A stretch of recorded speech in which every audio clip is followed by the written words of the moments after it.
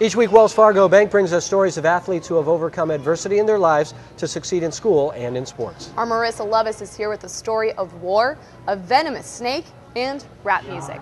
Therese, tonight we meet a young man from Africa who escaped a war and the poisonous bite of one of the world's largest venomous snakes to come to this country and eventually to the Bay Area. He is a basketball player getting ready for the playoffs, but how he got to this point is a lesson in courage and perseverance.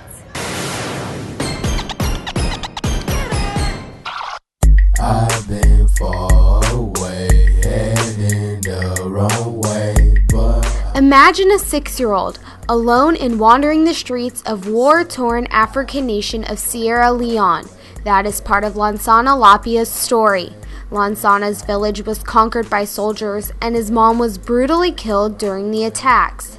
After being forced to separate from his family, Lansana was in a desolate forest playing soccer when he was bit on his right leg by a deadly cobra snake. I thought it was a mosquito, so I slapped my leg and then kept going. 1 week later, Lansana noticed his leg drastically swelling up from the bite. He immediately went to the closest hospital. His father and brother brought him to the hospital and abandoned him there, never to return. 2 lonely years later, and still in the hospital, Lansana met Ian Zlotlo, a visiting reconstructive surgeon from the United States.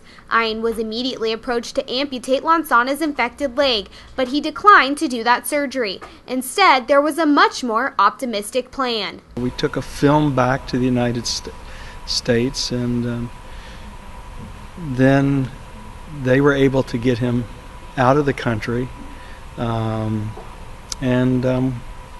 all of a sudden, a month later, pick him up at JFK Airport. Because of Ian and Lansana's close relationship, Ian adopted Lansana as his son, promising to be there for the 8-year-old through it all. I had like 14 surgeries, so I just did them. I'm not sure what else I was supposed to do. I just had to do it. No way around it. Playing basketball was just a dream for Lansana as he endured several long, painful procedures. The doctors were able to fuse together Lansana's tibia after the poison section was removed. Doctors implanted a computerized cage around his leg, sort of a mobilized traction device to grow a millimeter of bone a day in his leg for 2 years. 14 surgeries later and a coast-to-coast move from New York to Berkeley, the miracle of Lansana walking and playing sports came true. The East Bay move brought an interest in rap music, a way for Lansana to express himself through music. At Hoop Dreams BST, I'm on Twitter, follow me. Ain't nobody stopping me. Our numbers adding up like trigonometry. Overcoming all of this taught Lansana a huge life lesson. I take every day, one step at a time, so I try to smile a lot. There's no reason to be down.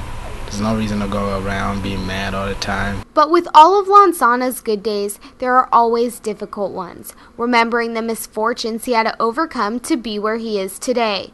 Lansana relies on friends, his school Mid-Peninsula, making music, and playing sports as his outlet to cure those sad thoughts. When I'm down, he helps me out. When he's down, I help him out. For the most part, he's always smiling off the court, but on the court, he has a toughness to him that you need. If I go around the hallway singing, most high school you can't do that, but mid-pen allows me to be myself. Close friend David Drew can't help but credit Lansana for overcoming so much adversity in such a short amount of time. It would be hard, I think, for anybody else to get through what he's been through and to adapt to all the changes he's adapted to in such a quick time. While Ian acknowledges Lansana's roots for making him who he is today, Lansana can't help but be grateful for his dad Ian, who saved his life. Basically, all I can think is that his mother from Sierra Leone must have been full of sunshine to give him this strength to always,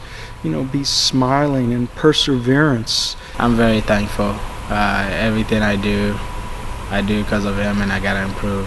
So I know I make mistakes, but I'm gonna fix them.